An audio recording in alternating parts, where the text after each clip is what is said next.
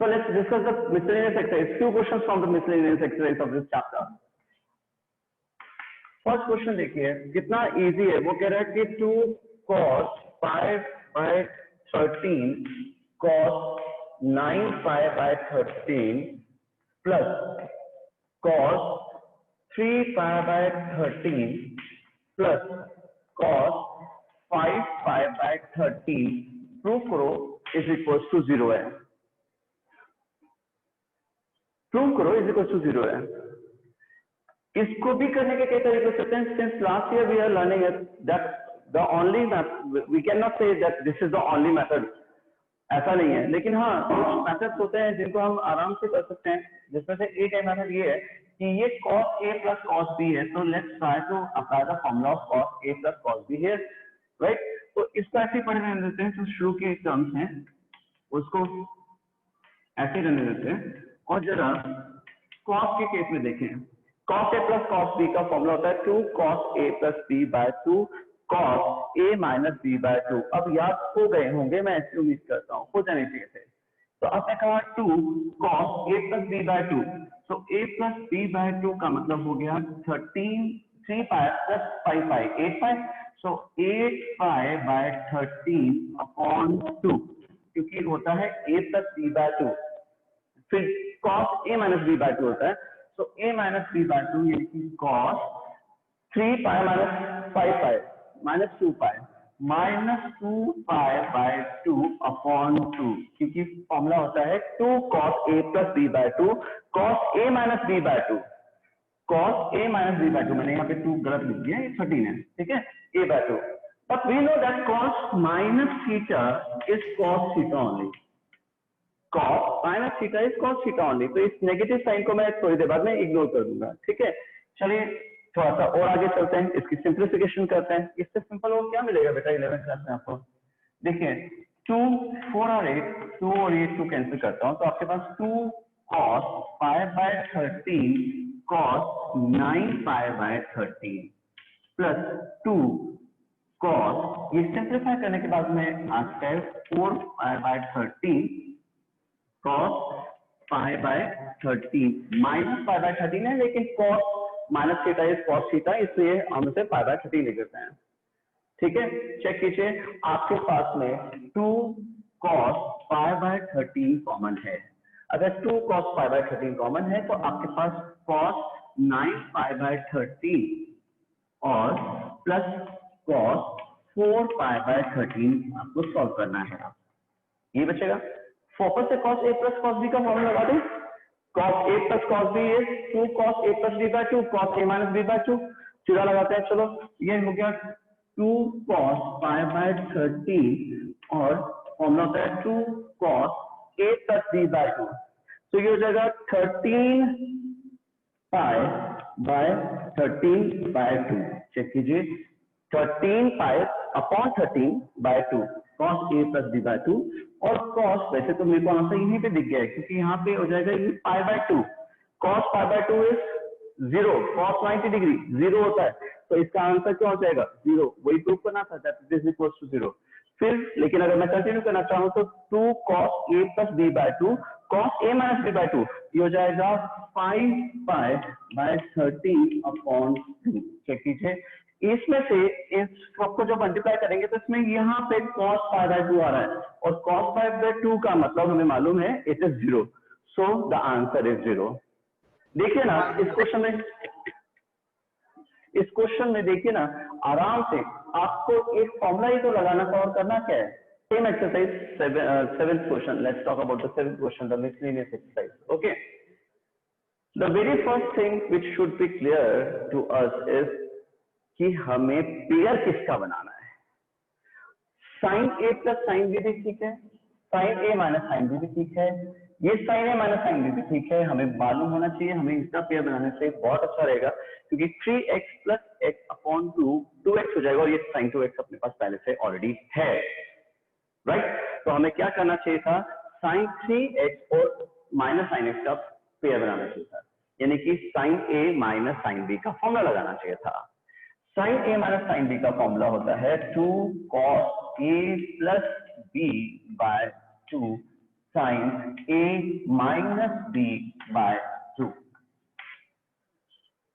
Sign A minus sine B क्या होता है formula, 2 cos a plus B by 2 sine A minus B by 2। और इस sign 2x को अभी कुछ नहीं करेंगे, यही रखेंगे। वही जो अभी आपको एग्जांपल दिया कि आपको चाहिए sine x plus sine 3x plus sine 5x plus sine 7x। अगर इसे सॉल्व करने के लिए आपको कोई कह दे तो आपको इतना सेंस होना चाहिए कि इसका पेयर करेंगे तो अपने पास में x प्लस 7x अपॉन 2 यानी कि 8x अपॉन 2 4x आएगा। और इसी तरह से यहाँ पे जब हम करेंगे तो 3x plus 5x 8x upon 2 आएगा यानी कि 4x आएगा। और इस तरह से हमें पेयरिंग करनी आनी चाहिए। तो यहाँ पे हमने पेयर बनाया, उसके साथ में क्यों बनाया ये चीज हमें प्रैक्टिस से पता चल जाएगी और आराम से पता चल जाती है कि किसके साथ पेयर बनाएंगे तो ये ज्यादा फायदेमंद रहेगा।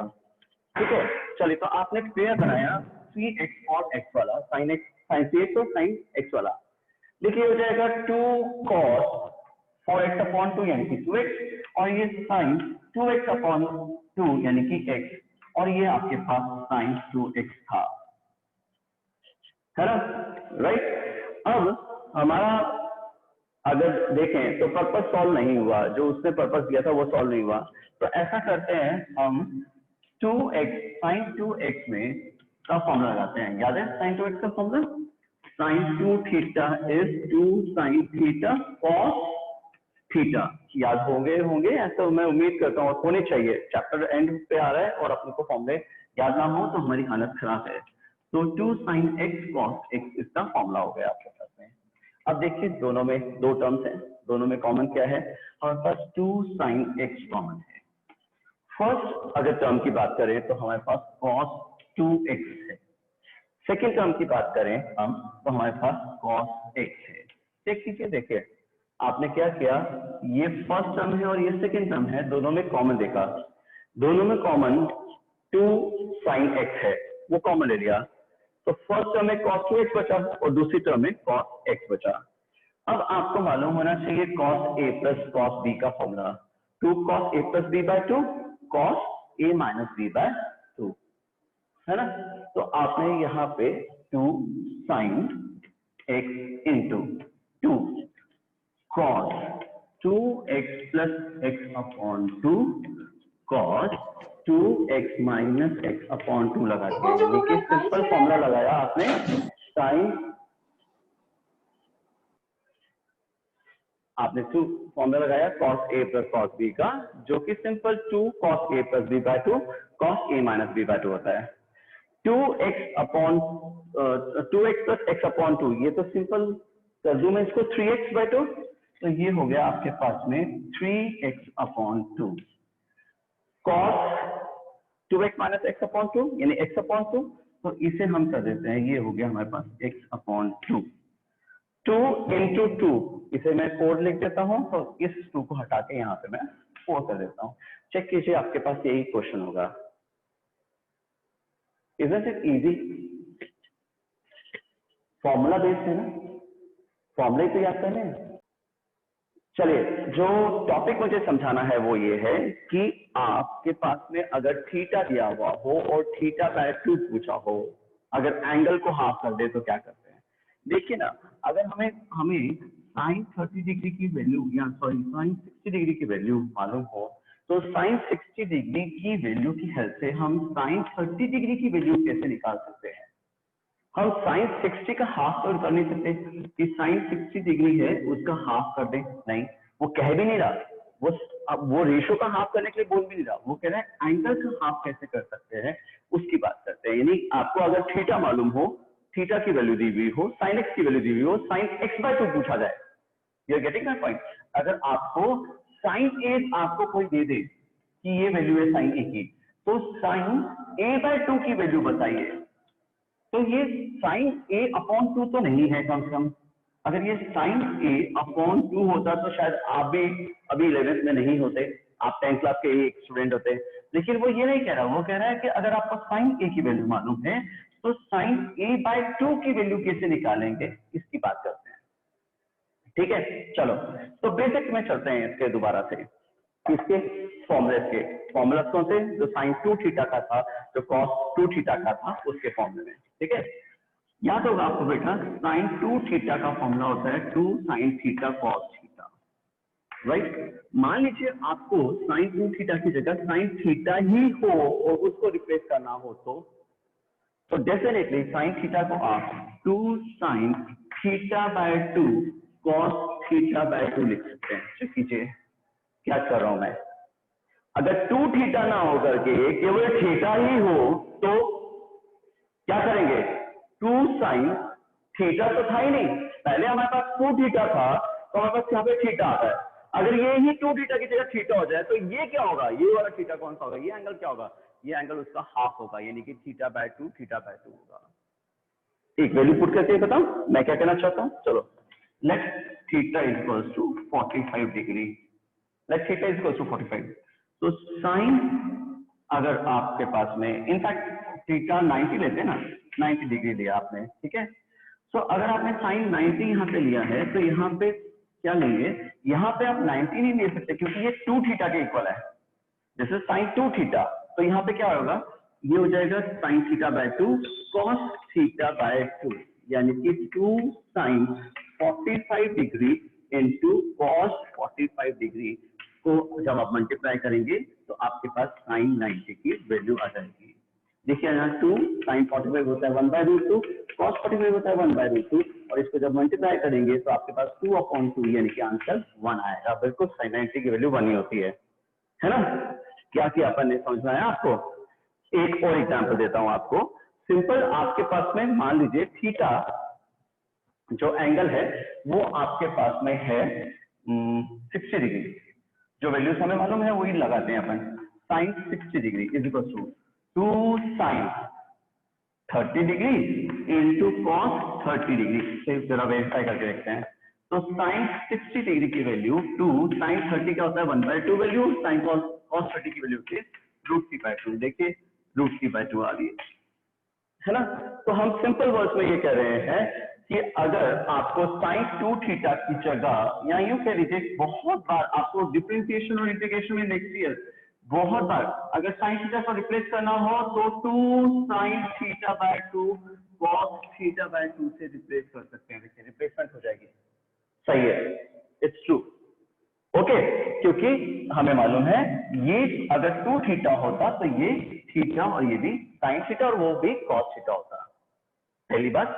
दूसरा, इसी तरह से कॉस 2 थीटा के फॉर्मूले में आते हैं, बहुत इंपॉर्टेंट फॉर्मूला है कॉस 2 थीटा का, याद है आपको, cos 2 theta equal to cos square theta minus sine square theta होता है कॉस 2 थीटा का फॉर्मूला। अगर इसकी जगह कॉस स्क्वायर की जगह हम 1 माइनस साइन स्क्वायर लिख सकते हैं, तो इसको एक और तरीके से लिखा जा सकता है कि 1 माइनस 2 साइन स्क्वायर थीटा भी कॉस 2 थीटा ही होता है। अपन पहले भी बात कर चुके हैं इसके बारे में, वैसे है ना।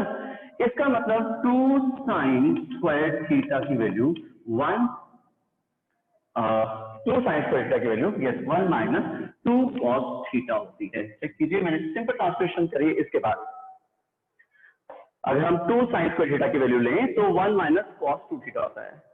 हम ये कह रहे हैं, मान लीजिए किसी केस में अगर 1 माइनस कॉस थीटा को आपको रिप्लेस करना हो तो क्या करेंगे, आपके पास 1 माइनस 2 कॉस थीटा नहीं है, आपके पास 1 माइनस कॉस 2 थीटा नहीं है, आपके पास 1 माइनस कॉस थीटा ही है किसी केस में। तो उस केस में क्या करेंगे, उस केस में 2 साइन स्क्वायर थीटा बाय 2 लिखेंगे, क्योंकि यहाँ पे कॉस 2 थीटा नहीं था, थीटा था, तो ये भी थीटा नहीं होगा, ये थीटा बाय 2 हो जाएगा, ठीक है ना। इसी तरह से तो अपने पास एक वैल्यू आई क्या, 1 minus cos theta, 1 minus cos theta is 2 sign square theta by 2। It's very important, it's used very frequently in case of integration and differentiation. It is used very frequently, I am telling you. So remember, so 1 minus cos theta को जब भी हमें replace करना हो, 1 minus cos theta को replace करना हो तो 2 sin square theta by 2 से क्यों रिप्लेस कर सकते हैं, मैं आपको वो समझा रहा हूँ, ठीक है। अगर हम इसको cos 2 थीटा के फॉर्मूले में 1 माइनस इस cos स्क्वायर थीटा को ना रिप्लेस करके उसको sin स्क्वायर को रिप्लेस कर देते हैं। चलो इस बार तो 1 माइनस मतलब -1 प्लस cos स्क्वायर थीटा हो जाएगा, यानी कि 2 cos स्क्वायर थीटा -1 भी cos 2 थीटा की ही वैल्यू होती है, यानी कि cos 2 थीटा प्लस 1 जो है वो 2 cos स्क्वायर थीटा के इक्वल होता है। सिंपल 5 क्वेश्चन सब ये देखे मैथ्स में, राइट। लेकिन वो कह रहा है कि अगर आपके पास cos थीटा प्लस 1 हो तो, अगर आपके पास cos थीटा प्लस 1 हो तो यहाँ पे क्या करना चाहिए आपको, ये क्या हो जाएगा, ये 2 cos स्क्वायर थीटा बाय 2 हो जाएगा, क्योंकि यहाँ पे cos 2 थीटा प्लस 1 है। जब cos 2 थीटा प्लस 1 होता है तो 2 cos स्क्वायर थीटा होता है, लेकिन अगर 1 प्लस cos थीटा या cos थीटा प्लस 1 हो तो यहाँ पे क्या हो जाएगा, हम कह रहे हैं 2 cos स्क्वायर थीटा बाय 2 हो जाएगा। इसका मतलब हमें जब भी 1 प्लस cos थीटा मिलेगा डिफरेंशिएशन या इंटीग्रेशन करते हुए या क्वेश्चन को सॉल्व करते हुए, तो ध्यान रखिएगा 1 प्लस cos थीटा मिलते ही हम उसको रिप्लेस कर सकते हैं किससे, 2 cos स्क्वायर थीटा बाय 2 से। ठीक है, तो आपको आज के 3 फॉर्मूले और ऐड हो गए आपकी लिस्ट में। ये हैं, अगर sin थीटा को आपको कभी रिप्लेस करना हो तो याद रखिएगा आप 2 sin theta by 2 cos theta by 2 से रिप्लेस कर सकते हैं। अगर आपको 1 माइनस cos थीटा को रिप्लेस करना हो तो 2 sin स्क्वायर थीटा बाय 2 से रिप्लेस कर सकते हैं। अगर आपको 1 प्लस cos थीटा को रिप्लेस करना हो तो आप 2 cos स्क्वायर थीटा बाय 2 से रिप्लेस कर सकते हैं। ठीक है, ये तो ही फॉर्मूले की बात। अब आते हैं मुद्दे पे, यानी क्वेश्चन पे, राइट। एक क्वेश्चन सॉल्व करते हुए समझाता हूं आपको, आप 9th और 10th आराम से अपने आप कर लेंगे। क्वेश्चन ये वो कह रहा है कि find the values of sin x by 2 and cos x by 2 tan x by 2, कोई भी ऐसा ट्रिग्नोमेट्रिक रेशियो जो इनसे इन्वॉल्व हो वो आप इसकी वैल्यू बताएं। when find sin x by 2 cos x by 2 tan x by 2 when in the 8th question he says tan x is equals to -4 by 3 and x lies in the second quadrant। Check कीजिएगा, एक एक step से समझाते हुए चलता हूं आपको। If tan x is equals to -4 by 3 and we have to find out the x and the x, we have to find out the sin x by 2 cos x by 2, the values of these trigonometric ratios when the theta is half, theta का half कर दिया हो तो कैसे निकालेंगे। चलिए कोशिश करते हैं सबसे पहले बात समझने की। हम देखें बेसिकली अगर हमें sin थीटा बाय 2 या cos थीटा बाय 2 की वैल्यू चाहिए, अगर हमें sin थीटा बाय 2 और cos थीटा बाय 2 की वैल्यू चाहिए तो हमें बेसिकली cos थीटा की वैल्यू चाहिए। देखिए ना फॉर्मूला, अगर हमें sin थीटा बाय 2 चाहिए तो भी हमें cos चाहिए, हमें sin theta cos theta by 2 चाहिए तो भी cos थीटा चाहिए। तो बेसिकली हम cos थीटा निकाल दे सेकंड क्वाड्रेंट में, अगर tan -4 by 3 हो तो cos थीटा क्या होगा, अगर हम ये निकाल दें तो हम आराम से बाकी की बात करेंगे बाद में। ठीक है, तो अपन क्या करें, हम इस क्वेश्चन को ये देखें कि अगर किसी भी क्वेश्चन में tan x दिया हुआ है तो या कुछ भी दिया हुआ हो हमें cos x पता चलना चाहिए। देखिए ना, आपके पास x है सेकंड क्वाड्रेंट में, ठीक है, और tan यानी परपेंडिकुलर है अपने पास में 4 और बेस है 3, यानी हाइपोटेन्यूज हुआ 5। I am talking in general, मतलब मैं बिल्कुल कैलकुलेशन किए बिना बता रहा हूं आपको। देखो बहुत सिंपल सा, अगर tan आपके पास में 4/3 है, forget about the negative sign, वो सेकंड क्वाड्रेंट में है तो आपको tan नेगेटिव ही होगा, लेकिन आप वैसे देखें tan क्या होता है, परपेंडिकुलर अपॉन बेस, ये रहा परपेंडिकुलर, ये है बेस, तो आपके पास में हाइपोटेन्यूज हो जाएगा 5।